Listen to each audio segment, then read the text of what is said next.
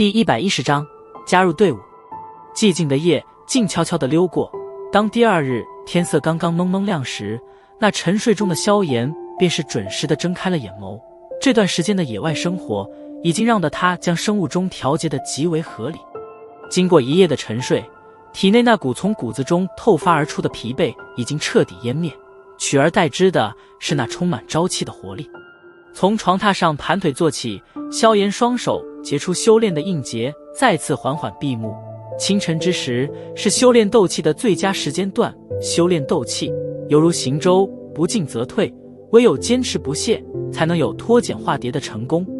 随着萧炎呼吸的逐渐平稳，周身平静的空间忽然犹如水波一般，淡淡的波荡而起，一缕缕斗气从空间中渗发而出。经过昨日那般高强度的